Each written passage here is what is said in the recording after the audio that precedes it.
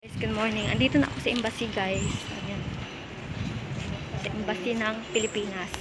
Tingnan natin kung maraming tao, guys.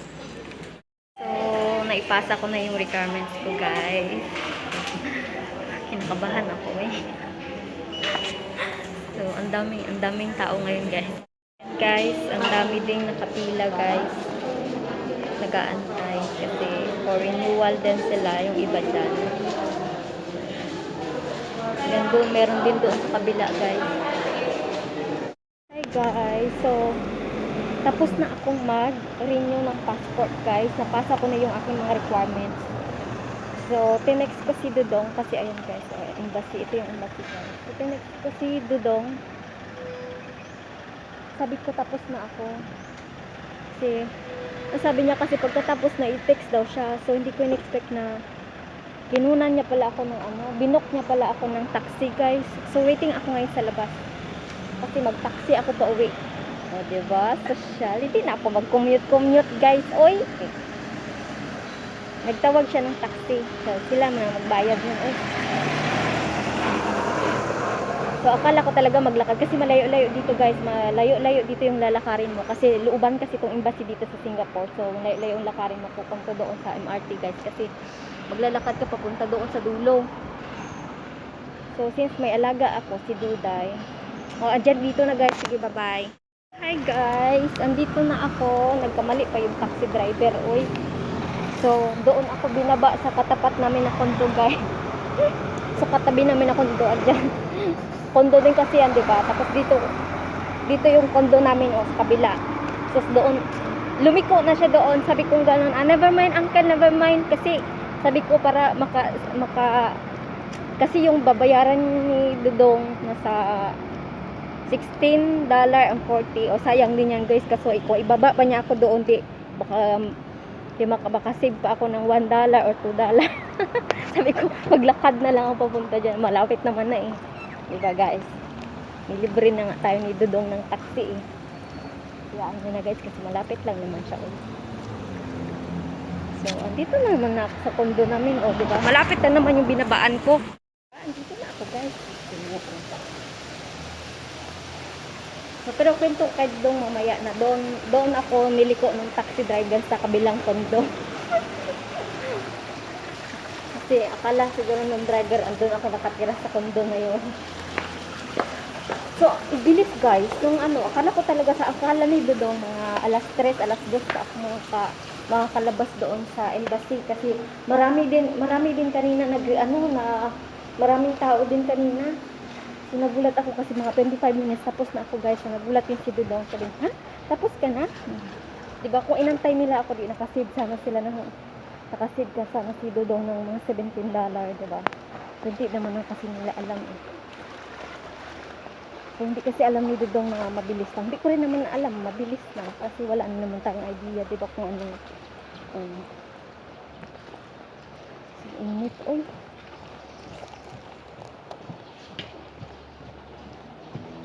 So, mainit, guys. Masarap mag-swimming ngayon sa yung lalaki palutang-lutang dyan. Masarap maligo ngayon. Swimming. Kasi mainit. So, andito na ako, guys. Musta kaya si Duday sa bahay? Uy, nakakain na kaya yun? Ay. So, andito na ako. Diba, mabilis lang. 25 to 30 minutes. Tapos na yung renewal ko ng passport, guys.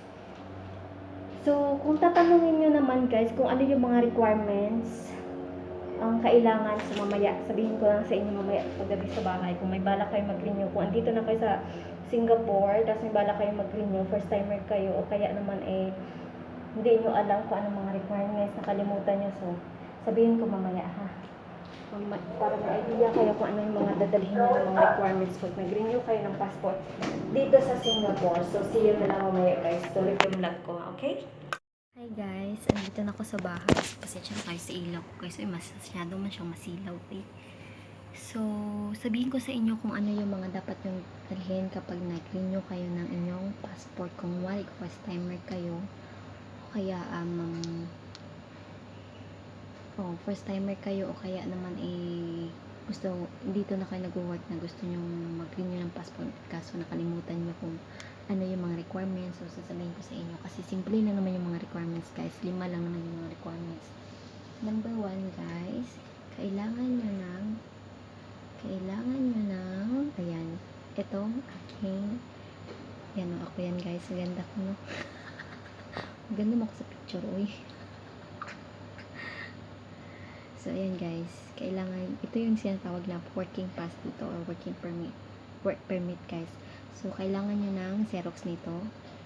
Kailangan nyo ng Xerox nito guys ha. Ito, yung maganda na yan. Ako yan. Akala nyo lang hindi, pero ako yan. So, ayan, nining ako dyan guys. So, ano to, 5 years, magpo 5 years. 5 years ago guys. Nagpa-expire na kasi itong passport ko. So, kailangan nyo ng Xerox nito guys. Tsaka, ito guys.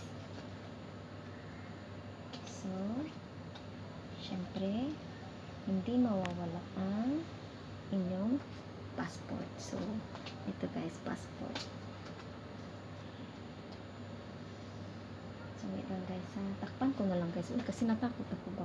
Kasi ba mamaya ba ano tayo ayan so ito kailangan nyo i-xerox ito guys, so i-xerox nyo yan, itong passport na to, yung ito at saka itong my flag, so kailangan back to ano yan, naka-xerox yan siya. So passport, xerox ng passport, work permit, isang xerox, ito back to back ito guys.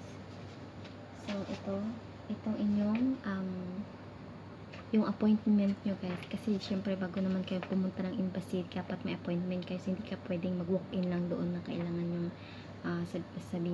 punta kayo doon, so sabihin nyo mag-renew, hindi kayo papasukin guys. Kailangan meron kayong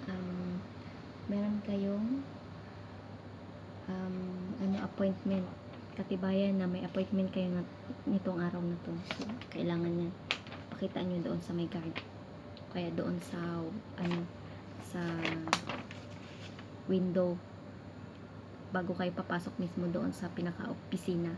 So kailangan nyo ipakita tong inyong schedule for appointment nyo for that day. So at saka ito guys, itong application for passport renewal, ito ay kailangan nyo sagutan guys. Ayan. So hindi ko mapakita sa inyo guys kita pa. So ito guys, application for passport renewal. So kailangan nyo to guys, fill upan nyo to, kasi ang nakalagay naman dito syempre yung last name nyo, first name nyo, kung ito ay sa mga single guys ha, yung last name ng tatay nyo, nanay, dapat alam nyo, middle name, tapos yung old passport nyo, yung number ng old passport nyo. So ayun, kung kayo naman ay married naman kayo, kailangan ng kailangan syempre yung asawa nyo syempre pag legal kayo, legal yung marriage nyo o ano ba, so kailangan nyo na ilagay dyan. So additional requirements for specific, ayan. So kung minor change of name, so another ano naman to guys, additional requirements to guys, kasi ako single kasi ako guys diba, single naman ako, hindi naman ako married, so kaya konti lang yung requirements ko, yung photocopy lang ng passport or permit, tapos yung old passport yung kailangan dala nyo, so yun lang kailangan, tsaka yung appointment paper. So yung additional requirements naman para doon sa mga minor, kunwari yung may anak kayo, change of name, dual citizen, correction, so another requirements yan guys. Yung masasabi ko lang talaga sa inyo ngayon is yung requirements ng single, yung hindi kayo married, katulad ko hindi naman ako married, single talaga ako, so yun lang yung requirements na meron ko. So pag marriage ka, another naman yun. So yun lang guys, simple lang naman yung requirements. Syempre hindi mawala yung $102 na pera pambayad doon sa syempre sa counter. Pagkatapos mong picturean, pupunta ka dun sa counter para magbayad. So, pag nagbayad ka na, pag nagbayad ka na guys, so ito nang bibigay sa inyo. Yan, resibo, syempre. So, resibo guys. Tapos itong blue paper na kalagay is check website after 4 to 6 weeks. So, kinuong isang buwan pala to eh. Isang buwan kalahati pala. So, dito mo nyo malalaman guys sa website na to kung okay na yung passport nyo, hindi. So, yun lang guys. Diba? So, mahal talaga ang mag-renew. Ayan o. So, mas mahal pala yung ano guys, oh. Mas mahal pala yung replacement of lost passport kasi $255 guys. Doble yung presyo niya guys. Kaya wag niyong iwala yung mga passport niyo. Sus, Ginoo. Kasi kung 102 ang bayad sa passport pag renew, sus doble pag nag lost passport kayo, yung replacement of lost passport, mas mahal, doble ang bayad. Kaya wag niyong iwala yung passport niyo, oy. So yan. I-debit $42, certification $42, passport amendment or extension $34. So mahal talaga yung replacement of lost passport guys. Yun ang pinakamahal dito sa mga fee na to. Pangalawa yung yung passport renewal. Pangalawa yung passport renewal, pinakamahal yung lost of passport. So yun lang guys ang mga requirements ng single. So, yan lang naman ang dinala ko kanina. Siyempre, wag niyong kalimutan magdala ng ballpen in case na may nakalimutan kayo o nakaligtaan kayo na sagutan. 'Di ba? Katulad kanina, so, nanghingi ako ng ballpen kay Dudong. Pagdating naman doon sa kasi hindi ko natapos, nagkamali kasi ako doon sa pinilapan ko. So, ang place issued ang nilagay ko Philippines. Sus, Ginoo. Sus, ang old passport ko pala kasi matagal na ako dito nag-work, diba? So ang old passport ko na issued yan dito sa Singapore, na nilagay ko Philippines. So nagkamali ako. So nagsagot ako doon, hindi ko natapos kasi yung sa sasakyan kasi ako nag-fill up guys pa. So ang nangyari, so magalaw yung sasakyan. So sabi ko tapusin ko na lang doon sa loob ng embassy. So Ginoo, yung ballpen nakalimutan ko dalhin doon sa sasakyan. Nanghiram ako kanina doon sa katabi ko. So Ginoo, ang binigay sa akin kulay blue. Kaya ang papel ko kalahati itim, kalahati blue. Buti lang di ako pinagalitan nung sa counter. Pero hindi naman, okay naman pala guys. Ang blue okay naman kasi ang mga ginagamit doon na pang sagot kulay blue yung ballpen doon mismo sa counter. So walang problema guys. Kala ko hindi pwede ang blue. Sabi ko wala na akong choice kasi ang binigay ng babae sa akin nakatabi ko kulay blue. So yun lang guys ang aking masasabi sa inyo na mga requirements, kasi yun lang naman ang requirements ng single. So hindi ko alam guys kung anong requirements ng married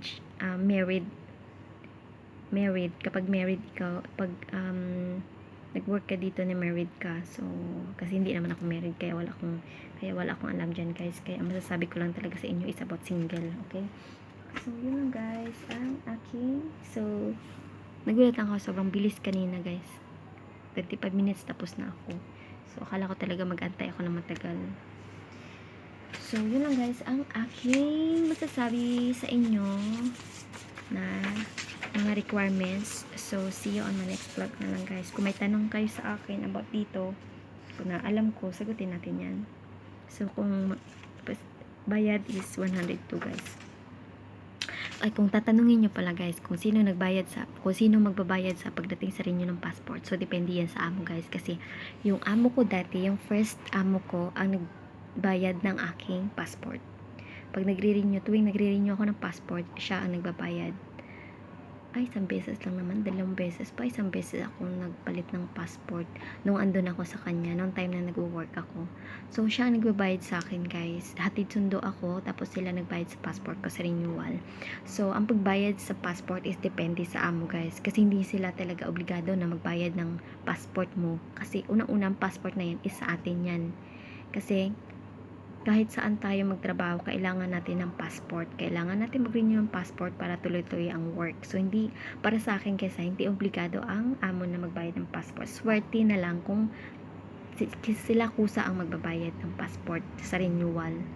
So, katulad nung nangyari ngayon, ang nagbayad ng renewal ko ng passport is ako. So, hindi naman nila binayaran. Hindi binayaran ni Dudong, hindi binayaran ni Dadang ang aking renewal, passport renewal. Kasi unang-una, wala naman akong karapatan para mag-demand. Kasi unang-una, yung passport na yun is akin yan. So, hindi naman nila passport yan. So, kaya sabi ko sa inyo, kapag binayaran ng amo nyo, ni Dudong, ni Dadang, kaya swerte na kayo kung babayaran nila. Pero kung hindi, wag naman kayo magalit or magtampo or ano, kasi unang-una kailangan natin yung passport, kaya hindi natin kailangan i-obliga sa kanila na bayaran, kasi unang-una atin yun eh. Yun yung pagkakaintindi ko guys ha, kasi atin passport yun eh. So kahit hindi man tayo magtrabaho sa kanila, magtrabaho tayo sa iba, kailangan natin yan, kailangan natin mag-renew, kailangan natin kumuha ng passport. So tayo ang may obligasyon pagdating sa passport natin. So yun ang pagkakaalam ko guys ha. Kaya nung unang nung sa amo ko dati sa una, so hindi rin ako nag-expect na sila magbabayad, kasi unang-una passport ko yun eh. Kung magre-renew ako ng passport, syempre ako yung, di ba, parang iisipin mo dapat, kumbaga hindi dapat ako mag-expect na sila magbayad, kasi unang-una akin passport yun. So hindi naman nila ako pinush para magtrabaho sa abroad, hindi naman nila ako tinakot para magtrabaho sa abroad, di ba? Kumbaga nagkusa ako, gusto kong magtrabaho sa abroad. So kailangan natin kumuha ng passport. Kailangan natin mag-renew ng passport. So kaya sabi ko sa inyo, swerte na lang kung babayaran ni amo ang passport renewal natin. So yun lang masasabi ko guys. So nagpurahan ng daldal ko eh. So yun lang masasabi ko doon sa mga requirements, at hanggang dito na lang aking vlog, and see you tomorrow na lang guys on my next vlog. So bye bye, matutulog na rin ako guys kasi pagod na rin ako. So bye bye guys, see you on my next vlog na lang. Thank you for watching.